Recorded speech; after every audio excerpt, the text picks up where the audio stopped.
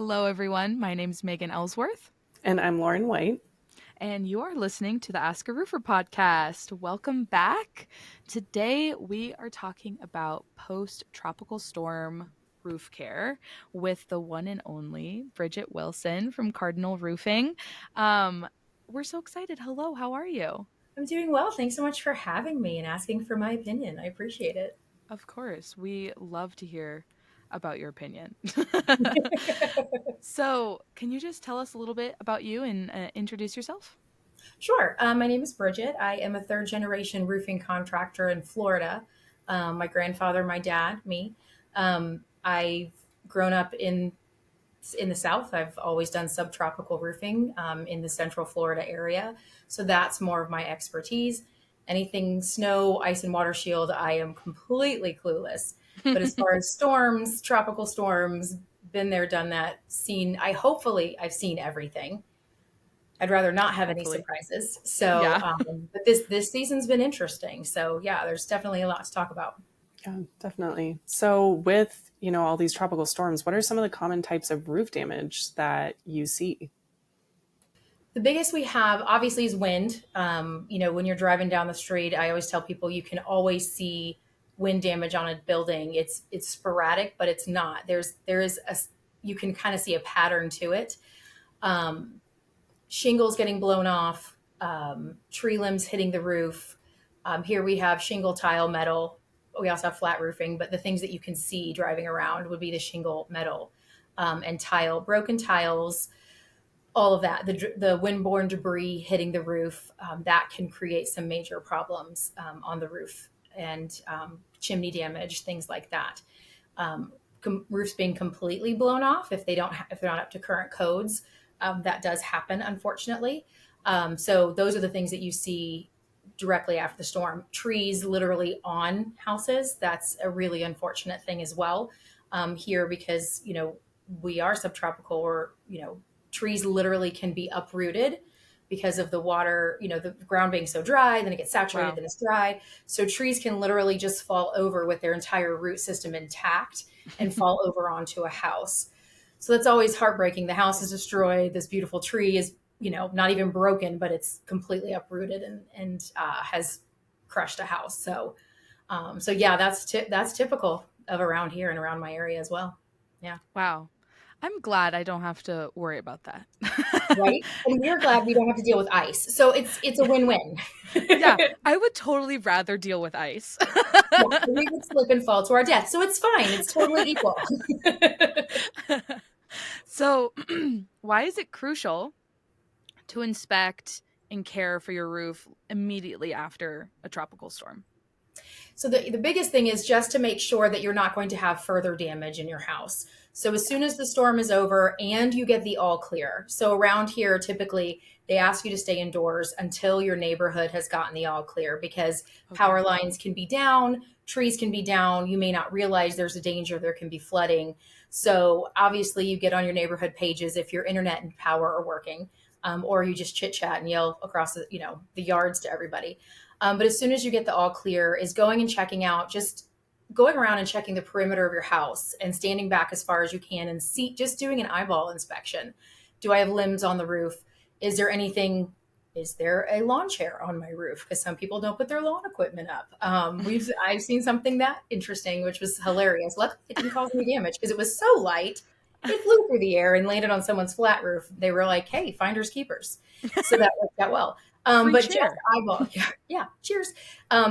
Eyeballing it. If you see missing shingles, realize that if you don't have water coming in your house right away, it may not be. The shingles, the protective part, it may not have loosened any nails. Storms are super weird. And at times a roof can look awful and it's still watertight. And at times a roof can look perfectly fine and it's leaking like a sieve from a storm. So just eyeballing it, taking pictures to document it from all four sides from outside. So that way you have documentation for your insurance agent is always a great idea. And then coming up with a game plan. Are you handy? Do you know how to get up on a roof? Do you have the ladders, things like that? Or do you need to just go ahead and get somebody hired to come on out? Yeah, definitely. That taking those pictures and having that documentation is so important. And Yeah. because that just goes right to insurance, right? What's kind of that next step once they take those pictures and do that perimeter check? What comes next? Great question. So the best thing when we talk to our insurance agent that we're partners with, they always say, call your actual agent. Call your, like for here, we have Melissa Snively, State Farm. Call Melissa. Call your Michelle Mosier with South Shore Insurance. Call Michelle. Call your agent. Call Katerina. Call, Joe Smith, whatever. And speak to your local agent. Leave a message. They're going to be super busy. And speak to them about your policy, because calling the 800 number and immediately saying you have a claim, you may not. And now you have that ding against your insurance, because you have storm coverage, you have hurricane coverage, you have flood coverage. Like there's different coverages in the state of Florida. And depending on what has affected your home depends on the coverage that you have. And it also depends on what your deductible will be. So you've got a hurricane deductible in the state of Florida and you have a storm deductible in the state of Florida. Two very different things, because a hurricane deductible is usually depends on your policy. It's usually a percentage of the value of your home. Whereas if you get damaged by just a regular unnamed storm, it's your $5,000 deductible, your $2,000 deductible, something along those lines. So getting all that paperwork, you can have it in advance, or calling your insurance agent and asking them what all is covered is always a good choice. And then just sit tight and get some quotes. Don't panic. Don't, if somebody's driving down the road in a truck and you have no idea who they are, don't just pay somebody to fix something immediately without doing your research, making sure they're legit and they're local and they're not pretending they're somebody they're not. A lot of times what we see here in our area, Valrico, Brandon, Tampa, Riverview, we can go out and fix things for $2,000, $1,200, our minimum charge of $475 for a shingle roof. We can fix something that is not even worth them calling their insurance agency for. Now, a portion of the roof's been blown off. They have a lot of water damage inside. They have no power, so they're going to be getting mold. Yeah, that's a little different. But if they just have a couple of shingles blown off, they have a leak. I tell people all the time, if you have a leak and you see water coming in on your ceiling, we have drywall ceilings here mostly, unless you're like a 1920s house. But if you have a drywall ceiling, take a Phillips head screwdriver, poke a hole through it. I know it sounds scary, but it's a lot easier to fix that tiny little hole. Actually, it's even smaller than it is for if that drywall gets completely saturated, the entire sheet will fall down. Yeah. You've got a huge mess. Your carpet's ruined. Your walls are ruined. Like it's a huge disaster if that drywall comes down, when you could have just poked a hole, stick a kitchen garbage can underneath it, let the water flow, just chill out and wait until everything's cleared, wait till everybody's calm, and just getting it fixed is usually our advice to everybody. Wow. But again, yeah, and it's people get so worried about mold, and especially in Florida, it's everywhere. It is. We have 98% humidity 90% of the time. So we live with it. It's fine. But people get so worried about, oh, my house is going to be taken over by mold, whatever. Well, our air conditioning's here that never turn off. They're a dehumidifier as well. So they're taking the water out of the air naturally. Just go with business as usual. If there's water in your carpet, try to get it up. Don't just leave it, obviously. But mitigating it, just getting the water out of the drywall from your ceiling so it doesn't cave in, and turn on fans, keep your air running so it dehumidifies and keeps pulling the water out of your home. And then, and just kind of being calm. I always tell people, like, every single thing that goes wrong during a storm can be fixed with stuff from Lowe's, Home Depot, any of our roofing supply companies, building supply companies. Like, it's all fixable. The humans are not. So stop, don't panic. Don't get your blood pressure all out of whack. It will be fine, and everything is fixable. So just kind of like chill out, wait till the storm passes for sure, poke a hole, let the water flow, keep mopping it up, and just kind of just take a deep breath and realize that it's all fixable. And yes, it might be expensive, but again, it's money. It's one of the most renewable resources we have. You make more, sell some stuff on Facebook, you'll be fine. Yeah. That's so true. Honestly, that is really, really great advice. Thank you. Yeah.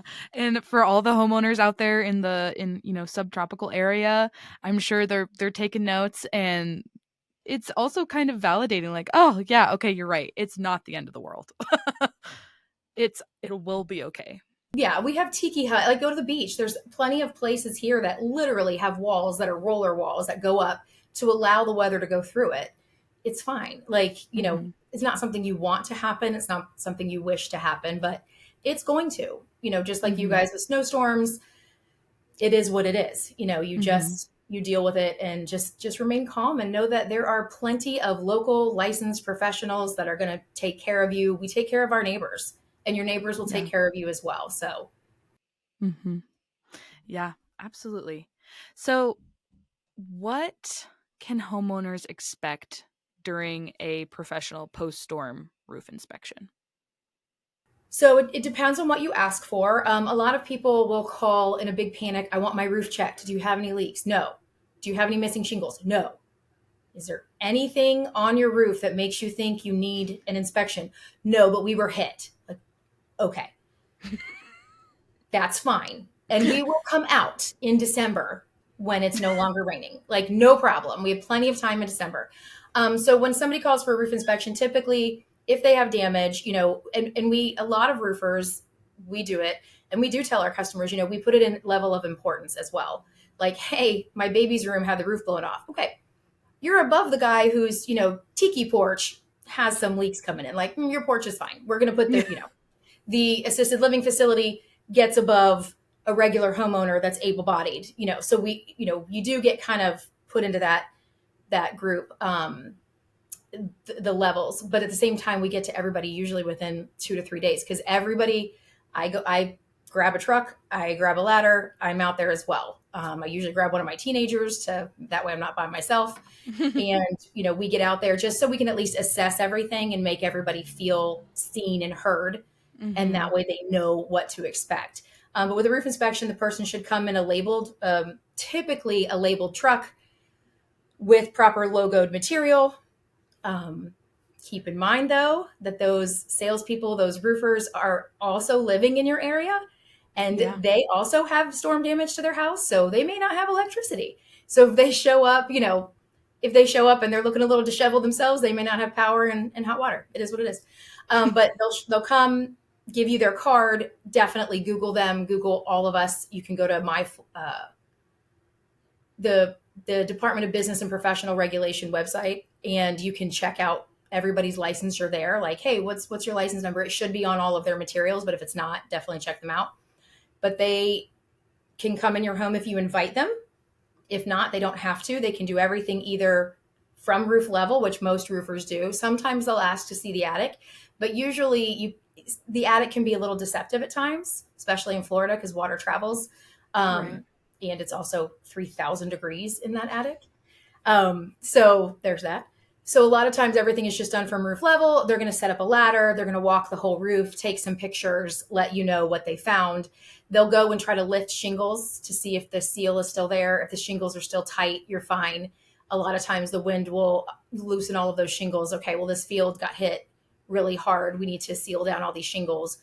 You're fine for now, but we'll come back and seal it all. And then they should be able to give you a written or typed report. It usually costs to get an actual report. If you just want an estimate, that's usually free. An inspection is not. Those are two different things. An estimate would lead to work. An inspection is work. So that's where some people get a little confused. Got it. So yeah. Estimate leads to work. Inspection is work. So you'll get that emailed to you or handwritten to you if the internet is down in your area. And nobody should pressure you like, I'm giving you this price and you have to make this decision right now. Say thank you, no thank you. I mean, there's nobody that needs that. If a roofer says, hey, we're in your area this week, if you want it done this week, but if not, you're going to go, we do different areas and we just kind of move around. That's fine if you want to get it in quicker, but you shouldn't feel pressured and you shouldn't feel the need to say yes immediately without having to think about it at least 24 hours. And actually we just had in Florida, legislation just passed a new order. They're supposed to be on everyone's proposals now. Anytime there is a named storm that has hit anywhere in the state of Florida, you have the right to cancel any roofing work that you decide you've changed your mind on within 24 to 48 hours. So definitely do your research on that, because the consumers are protected with that. Yeah. That's Yeah. great. Wow. This Yeah. is great stuff. And so after the inspection, if someone does have, some repairs that need to be made, what does that, like a typical repair process look like for homeowners? What can they kind of expect? Sure. So typically once you once you and your roofer have agreed, like, yes, I agree on the price. Yes, I agree on the timeline. A lot of roofers don't ask for money up front. During storms, sometimes they will ask for a deposit just because there's so many people going door to door. And a lot of roofers just want to make sure that you're agreeing to their schedule, and, it's kind of like a buy-in for both of you.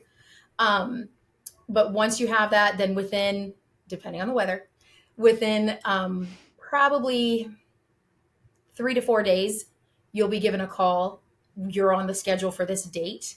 And it depends on how the roofing company is set up. Some people are 4 weeks out. Some people are 6 weeks out. We're a really small company, so we're usually like 4 or 5 days out. But we also tell people, like, hey, here's where you're scheduled. But if we get rained out in this area, we might call you and say, hey, we're 20 minutes away because we got rained out over here, and we're now moving over to Wesley Chapel, to a new area that's dry. And Floridians understand that. Folks that have recently moved here might be like, why are you doing that? You just have to dodge the rain. It's just the way that it is in areas like Florida. And nobody ever seems to complain when you show up unexpectedly faster. So, Yeah. Which works out really well. So just keeping an open mind as the homeowner, like, hey, as long as the roofers have access to my house, I'm expecting them. I let my neighbors know. I put my dogs up.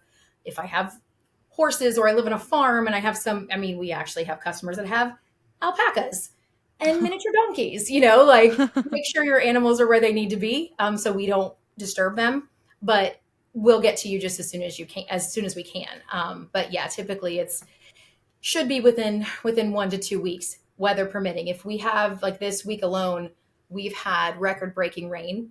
So It's been crazy. Just the other day, we broke a record from 1904 with the fastest amount of rain within 1 hour since 1904. We had 5 inches of rain, which is insane. Yeah, 5 inches in 1 hour recorded at Tampa International Airport. So that weight on a lot of people's roofs, like, a lot of repairs got washed out. It was just, it's not expected. It's not normal. Wow.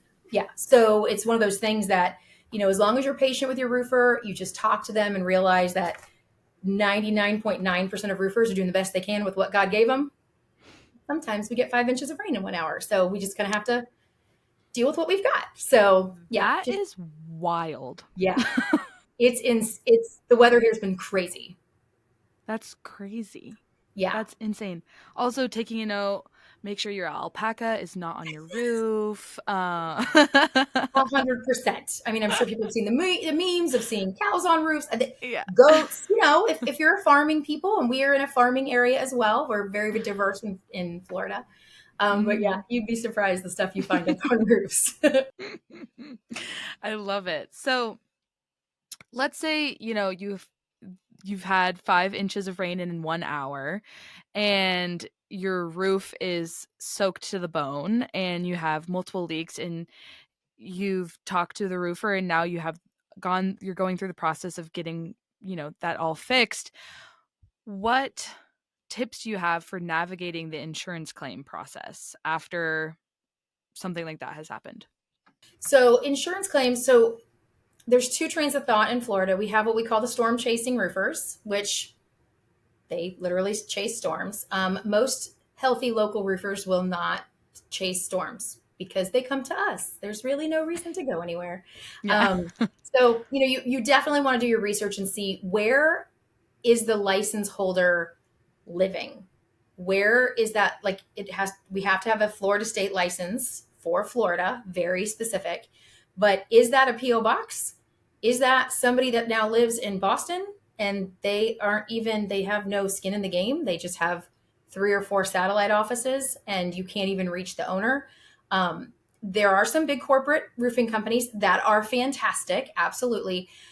Read the reviews. There are 1-star reviews out there that aren't legit. So definitely read them. Just because somebody has 2 or 3 not great reviews, read them and read the responses for sure. And see how these roofing companies respond to their customers, see if they're responsive. So once you get the damage, like I said, to definitely contact your local rep and document everything, take pictures, and then email those pictures to yourself with the date and describe it, because you're going to forget. And if your cell phone gets destroyed, you now can just go into your Gmail, your work email, and you can pull that later. Or you think your house is fine, it's not leaking. 2 weeks later, all of a sudden you're like, what? Like you didn't realize that it was leaking in an area because you were so disheveled, or your power was out. You didn't see this area. It was in a closet. You have all of that documented and you can pull it from your email. And the nice thing too with that, you have it documented for the next storm. So if they say, oh no, your house was damaged from Hurricane Ian, be like, nay, I have all these pictures after Ian. This is from Tropical Storm Debbie that then turned into a hurricane for North Florida. So that way you can keep that, keeping track, get a folder, electronic and paper, calling your agent, keeping track of everything. And then getting a reputable local roofer involved, but never to take over the claim. There's a thing called an AOB, which is an assignment of benefit. They used to get signed all the time by my less favorite roofers, where they would then take over someone's insurance and they could then they take it over, which is, I don't like it. It's not my favorite. Yeah. But it's now, you can't do that anymore. Legislation passed to where you were not allowed to have somebody sign an AOB, which I'm thrilled about because there are a lot of people being taken advantage of. Some weren't. I mean, there's some great roofers out there that had the AOB signed. They did everything right, but there's always somebody that ruins it for everybody else. But never always. Never sign away your own rights to your own insurance, but just keep track of everything. And the insurance companies use software. It's very simple. It is very black and white. They don't care if you're upset. They don't care if you're happy. Their storm chasers come, not their storm, their storm teams come out and they are literally like, okay, here's your insurance. A, check the box. B, check the box. I mean, it's a formula. So they'll get what's called an Xactimate is typically the software that they use. And it'll say your roof is 35 squares. There's this much waste. You get this much eaves drip. You get this, and getting like for like. And they'll say your roof it's going to cost, $15,000 to replace your roof. Have your roofer look at that before you sign anything or accept any checks. Smart. Because they'll do like for like, but 15-pound felt that they say you have is no longer to code. You need peel and stick. You need a secondary water barrier, depending on where you live in Florida. Miami-Dade has different than Hillsborough County, has different than West Palm Beach. I just kind of misspoke there, but there's different codes everywhere. So making sure that it is going to be done to what you need. And in your insurance, sometimes insurance companies will say, we will only do like for like unless you have upgrade to current code. And then they pay for the additional. Again, it depends. It all depends on the insurance company and what you've chosen to purchase before all of this. But definitely have a licensed, trusted local roofer check that Xactimate. Go line by line. And the homeowner can do that too. Like, hey, well, where's my satellite on here? Oh, we didn't notice there was a satellite. Okay, well, that is $75 to take off, $75 to put back on that the insurance company should pay for because your cable company is going to charge you or your satellite company. So all of those things and making sure that you have everything on those line items that you're aware of. And also, do you have a pool cage? That's not part of the roofer, but is that considered part of your roof? Because the pool cages here many times are attached to the back of the houses, are attached to the roof. Okay. So how does your insurance use that? Some people have different pool cage policies. You can have it as an add-on. I know it's a whole thing. Wow. Some people, it's part of their home entity. It just depends on what you signed up for. So, okay, the pool cage isn't covered, but the pool cage being attached to the roof is part of the roofing claim. So that part of the money needs to be on there because that pool cage is now in the lake over there. So you need that money added on for when the pool cage goes to get put back on. And the roofer's going to want to do that, to please have your roofer put the pool cage to the house instead of the pool cage people. Yeah. Love my cool pool cage people, but anytime it involves the roof, have your roofer do it. Mm-hmm. Wow, this is fascinating, honestly. So many things I had no idea about. Yeah. There's a reason Florida Man is so popular. I mean, he comes by it naturally, or she. Oh my goodness. So true. Wow. So for homeowners preparing for storm season, what are some things that they can do to minimize future storm damage? So a couple things they can do. Well, follow your local municipalities. If you're new to the Florida area, Google how to prepare. Yes, we do have hurricane parties. Yes, we don't take them as seriously as Northerners because we're used to them. But, things such as getting all of your patio furniture, your plants, all your yard art, all the things, the lacrosse goals, your soccer things, all your kids' fabulous things that make your house look like Samson, definitely bring all that stuff in. Make sure it's in before the winds kick up because that can damage your house. Making sure all your tree limbs are cut within 3 feet away from your house. That's better for all the critters to not get up on your roof. They like to chew the lead pipe boots and it kills them, but whatever. Apparently in the Renaissance age, lead was a very good addition to your food. So that's why, it tastes good, I guess. Don't eat it. But anyways, cutting all of your plants all the way around your house 3 feet away, because you don't want that brushing on there. You don't want it ripping off a shingle when it gets a little too aggressive with the wind. Always eyeballing your roof when you come home, when you're out laying in the sun, if you're swimming in your pool, whatever, always look up. If something looks different or it doesn't look uniform, that's when you need to have somebody come check it out. Because if you start getting what's called pop shingles, where a nail will naturally back itself out and you start seeing the shingle kind of lifting up, that's another place for wind to get under. And it can create a bigger problem when that's a minimum charge for a roofer to come out, pull the nail, seal the hole, place another nail, and avoid that in the future. So just definitely keeping up with your roof maintenance. If you do, keeping your roof clean is always good. Not pressure wash clean, but like taking a blower and blowing down, not up, down with the shingles, just like the rain goes. Making sure your gutters are completely clear. I mean, we get that rain so fast and those gutters can back up with just water, and those shingles aren't shedding the water. Then the water's getting up underneath the shingles. Now the perimeter is being compromised. So making sure your gutters are completely clear, and your downspouts. Those can get really clogged up in Florida. If your gutters, here's a little fun fact for my northern girls. If your gutters get backed up and it collects water, frogs will actually lay eggs in there, and there'll be tadpoles in there. Yeah, it's actually, when we go to houses that aren't, I'm always like, you've got a collection of tadpoles. Would you like to save them before we clean these out? So my kids actually had an entire aquarium of tadpoles that we got out of a roof gutter. It was so much, that was the most fun. What even is Florida? The jungle. We're the jungle. Yeah. Yeah. That's crazy. If you don't like crawly things or slithery things, or, it's better to visit. Maybe in the winter when they're a little less, aggressive. I will say I had on our garage, like so much dirt buildup in our gutters that a tree started growing. Yeah, that's bad. That's bad. You work in roofing.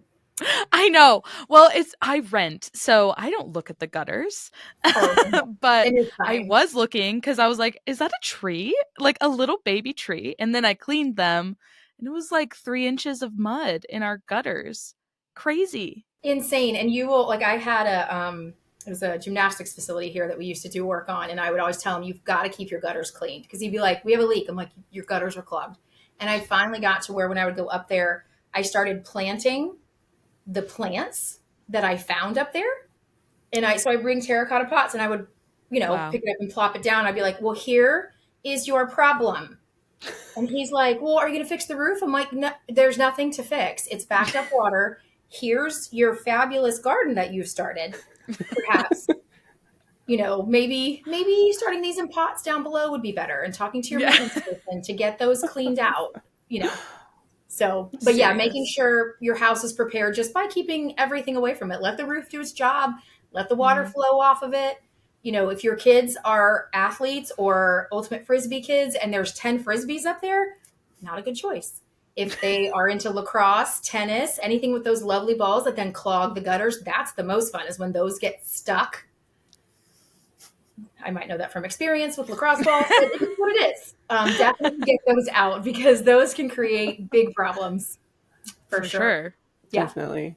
And for homeowners who maybe don't want to get on their roof, can roofers do those inspections and clean the gutters and blow off their roof and that type of thing?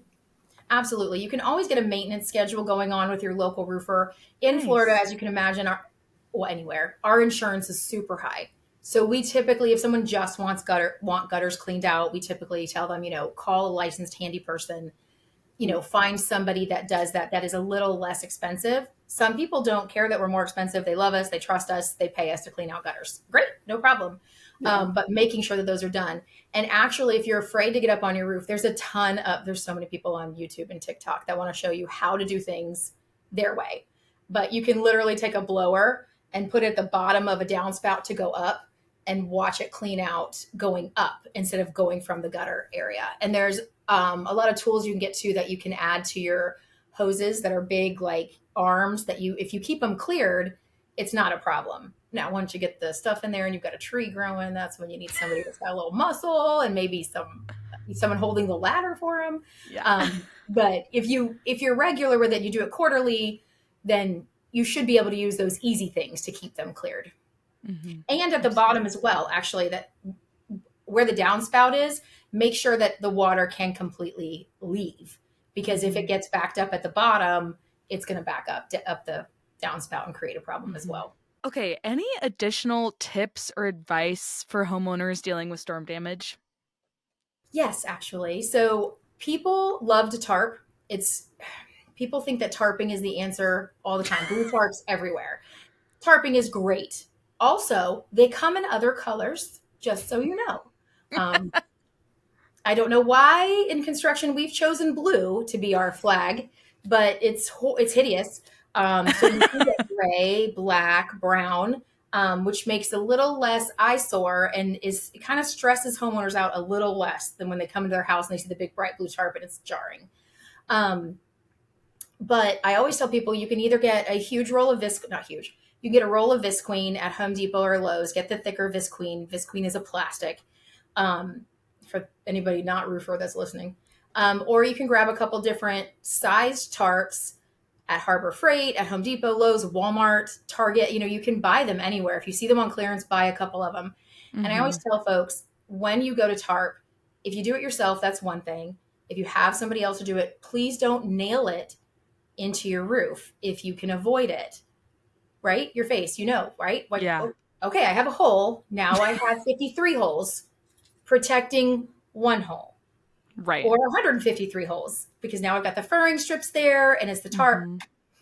So I always tell people, have whatever you want, Visqueen or tarps, and grab a couple bags of potting soil or sand or playground sand, which is readily available here all the time. When you go to tarp, whether you have somebody do it or you do it yourself, pull the tarp out, put it over the ridge. The ridge is the top of the triangle. You'd be surprised how many people I judge because they will put a tarp in the field of the roof and it's not over the edge and water just seeps below it. It's a thing. But anyways, put it over the ridge and weigh it down with sandbags or potting soil. It is a rookie way to do it, but it is the least resistant way to do it, because if you're waiting, because those things start to deteriorate after about 6 to 8 weeks. If we've been hit pretty hard and it's taking the roofers a long time to get to you, they might start to disintegrate. Fine. You can always retarp. You can get more bags of sand. You can get more potting soil. But once those bags start to break apart, that sand and soil is just going to go into your garden and it'll just get absorbed into your yard. It's just easier. It's the path of least resistance. It's less stuff for you to clean up. Yeah. So that's what I always tell folks to do. If you have to tarp, do that. Have somebody do that, and please don't put more nails in your roof unless you have to. Now, a tree falls on your roof, there's a gaping hole. Yeah, that roof is going to be ripped off and replaced. Yeah. Yeah. But if you can't see where the water's coming in, but water's coming in, just wait, because it could be something that'll cost less than a couple $1,000s to replace or to repair. And now you've tarped, which cost a couple $1,000s to tarp. And now you're re-roofing the whole thing. And it just turns into the vicious cycle of more work for you. Amazing. Yeah. Wow. Okay. So we learned that tadpoles can grow in your gutters. We learned to clean your gutters and don't let plants and trees grow in them. We've also learned how to tarp a roof. This is great stuff. Amazing. I know I wasn't taking notes, but I hope everyone else was. And Bridget, you are just a wealth of knowledge, and Florida is crazy. I'm glad you're there to help people, because I don't know what they do without the roofers in Florida, because they're really doing the most. Yeah, roofers in Florida. I mean, yeah, there's something a little off about us because we're doing it in the worst place ever. So there's that. Oh man, maybe not the worst place ever, but the hardest place to have a roof. Roofing. Yeah, I mean it's a great place, but yeah, I should have finished that sentence. The worst place for roofing. I mean, us, Texas, everything down here is just it's really hot. Yeah. Thank you so much for chatting with us and just teaching everyone all this great stuff about gutters and tarping and storms and being prepared. So thank you. I can't thank you enough. Thank you. I hope it helps at least one or two people. So I'm sure it will. Yes. Awesome. Everyone out there listening, you can go to AskARoofer.com to learn more. Cardinal Roofing does have a directory on rooferscoffeeshop.com as well, so you can go learn more about them if you are in the Florida area and need help with your roof. So Bridget, thank you again. And Lauren, this has been a great episode. I'll see you on the next one. Yes, definitely. Thank you, Bridget. Wow. Tadpoles growing in gutters. Llamas on rooftops. Llamas and alpacas and Alpacas miniature donkeys. Yeah. My goodness. What a place Bridget Florida had is. some stories. Lacrosse balls too. Don't forget the lacrosse balls. Oh yeah. And lacrosse frisbees. balls, frisbees, tennis balls, pool cages. Yeah. Crazy. What a place. What a place to be a roofer. So many challenges. I know. Wow. Wow. Okay. Bridget is a wealth of knowledge. I know, from insurance to roofing to animal care, all of the above. Just so many things that I didn't know. And we talk about storms and write about storms pretty frequently because it happens every year. And just, so much information. Yeah. Very helpful. We learned how to tarp a roof. That's something we haven't really talked a lot about before. And so this episode's just full of tips and tricks to take care of your roof before and after a storm. And she's amazing. Yeah. Totally amazing. I love her. And I think, this episode is so important to listen to before storm season, because when you're in a clear state of mind, because there's so many things that happen during those disasters that, you're kind of in that fight or flight mode and might not be thinking of all of the steps and might not have a plan or that type of thing. So what she outlined of emailing things to yourself, having a printed version in case the internet's out, all of that is just so valuable to know ahead of time. Yeah, really valuable. And I didn't even think about the internet going out and losing service. Yeah. So, or if your phone gets damaged, or, if you get 5 inches of rain in an hour, like Florida can, casually. That's crazy. Yeah, we're mountain people. 5 inches of snow in an hour. I don't even know what would happen. Well, this is a great episode. Everyone pull out your notepad because you're going to be taking notes for this one and also laughing a lot. It was great. And all right, enjoy the episode. I'll see you on the next one, Lauren. Yes, sounds great. Can't wait. See ya. Bye.